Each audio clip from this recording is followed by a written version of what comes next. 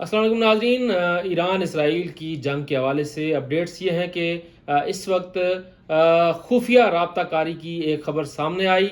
उसके अलावा प्यूटन और डोनाल्ड ट्रंप के दरमियान सालसी के मामले पर गुफ्तगू हुई। तीसरा मामला ये है कि ईरान के अंदर एक इंटेलिजेंस नेटवर्क जो है वो पकड़ा गया है।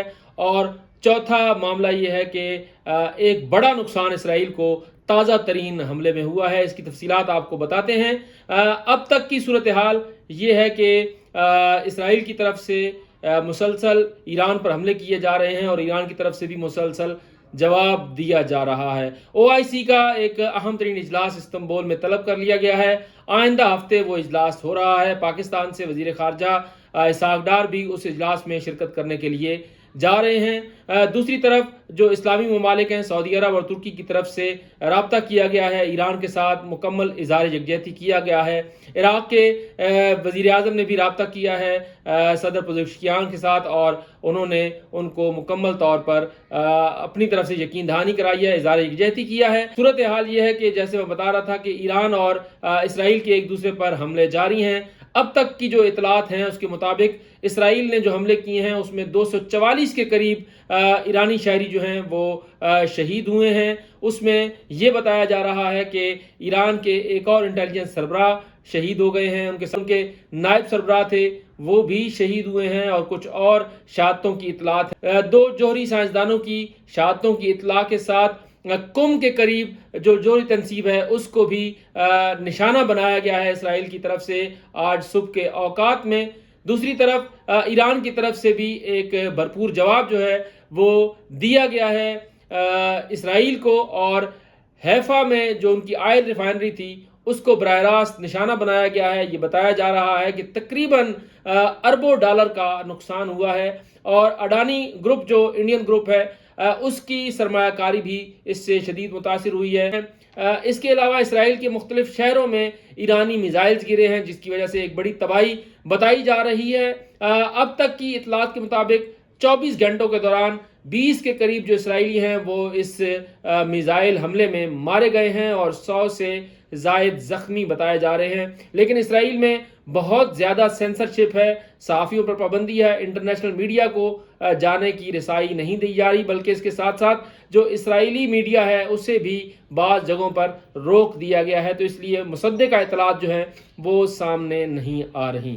ईरान के अंदर एक बड़ा जो इंटेलिजेंस नेटवर्क है वो पकड़ा है ईरान ने और बताया जा रहा है कि ये वो नेटवर्क था जो जासूसी कर रहा था, जो अहम लोगों की लोकेशंस बता रहा था, जिसकी वजह से ईरान को एक बड़ा नुकसान हुआ है। आर्मी चीफ समेत, पासदारान इनकलाब के चीफ समेत, इंटेलिजेंस चीफ समेत दीगर जो अहम तरीन लोगों की टारगेट किलिंग हुई है उसके पीछे इस नेटवर्क का बताया जा रहा था। ये नेटवर्क जो है वो पकड़ा गया है। ये भी बताया जा रहा है कि इसमें भारतीय शहरी भी शामिल हैं। इसके साथ साथ एक और जो अहम बात है वो ये है कि एक दावा ये किया गया है कि इनकलाब इस्लामी ईरान के सरबराह रूहानी पेशवा सैयद अली खामनाई जो हैं उन तक जो है वो इसराइली एजेंट्स पहुंच चुके थे और उन्हें वो शहीद करना चाहते थे, लेकिन अमेरिका ने इससे इसराइल को बाज रखा है। ये बात जो है वो की जा रही है एक आला तरीन अमरीकी ओहदेदार के हवाले से। लेकिन ईरान की तरफ से इन दावों की जो है वो तरदीद की गई है और ये कहा है कि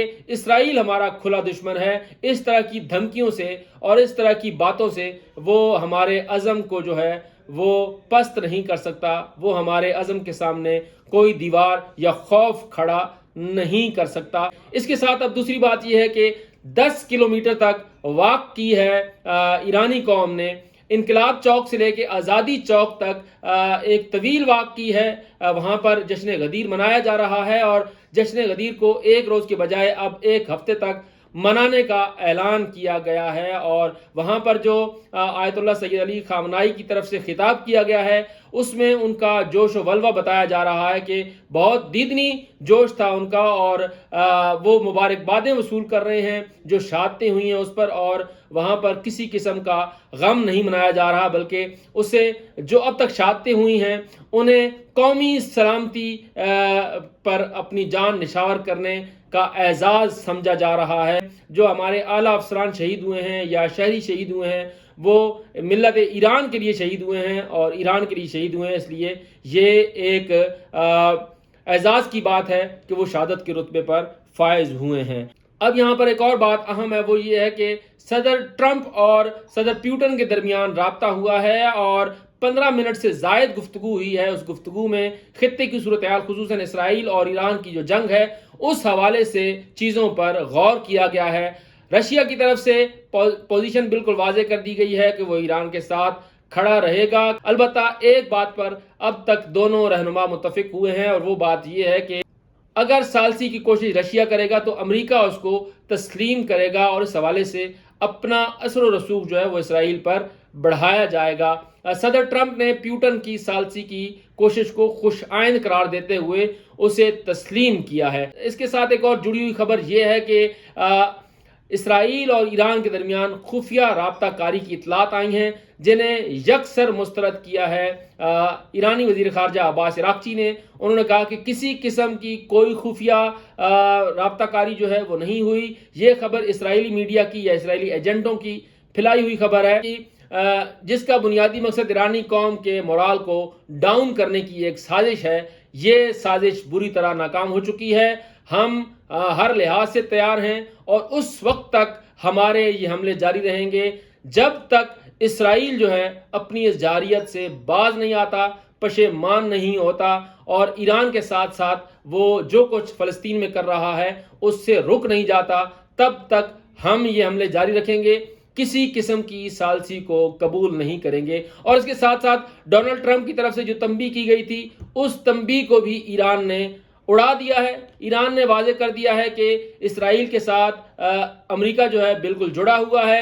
اب تک اسرائیل نے جو اقدامات اٹھائے ہیں وہ امریکی آشیرواد کے ساتھ اور امریکی اسلحے کے ساتھ اٹھائے ہیں، جس کے واضح ثبوت ایران کے پاس موجود ہیں کہ اس جنگ میں براہ راست اور بالواسطہ دونوں طریقوں سے امریکہ شامل ہے۔ اور اب جب ایک غیر متوقع جواب اس کو ملا ہے تو اب وہ سیز فائر کی باتیں کر رہے ہیں۔ ایک آخری بات یہ ہے کہ پاکستان نے اپنے تمام شہریوں کو یہ ہدایت کی ہے کہ وہ ایران کے سفر سے گریز کریں۔ جو کشیدہ صورتحال ہے اس کے باعث ایران کا سفر نہ کیا جائے، اور یہ بھی بتایا جا رہا ہے کہ جو زائرین مشہد یا قم میں موجود تھے انہیں بھی نکالا جا رہا ہے، بعض کو نکال لیا گیا ہے۔ اس وقت جو پاکستان کی سرحد بلوچستان اور زیدان اس سمیت دیگر جو کراسنگ پوائنٹس ہیں انہیں مکمل طور پر بند کر دیا گیا ہے۔ بین الاقوامی میڈیا یہ رپورٹ کر رہا ہے کہ اس وقت بلوچستان میں تیل کا جو بحران ہے وہ بڑھ رہا ہے۔ البتہ جو ضلعی انتظامیہ ہے اس نے یہ کہا ہے کہ تیل کا جو مطلوبہ جو تعداد ہے وہ موجود ہے، کسی قسم کا بحران نہیں ہے۔ یہ اسمگلرز کی طرف سے پھیلائی ہوئی اطلاع ہے کہ تیل کا بحران شدت اختیار کر رہا ہے۔ البتہ ماشکیل کے انجمن تاجران کے سربراہ کے حوالے سے BBC نے یہ دعویٰ کیا ہے کہ وہاں پر توانائی کی ضروریات جو ہیں وہ مکمل نہیں ہیں، وہاں پر کچھ مشکلات شہریوں کو ضرور درپیش ہیں اس تمام صورتحال میں۔ اب تک کی اپڈیٹس یہی تھیں، اور مزید اپڈیٹس بھی آپ کو اس حوالے سے ہم دیتے رہیں گے۔ اگر آپ نے ہمارا چینل سبسکرائب نہیں کیا تو آپ سے گزارش ہے کہ اسے سبسکرائب کیجئے اور ان معلومات کو آگے بھی شیئر کیجئے۔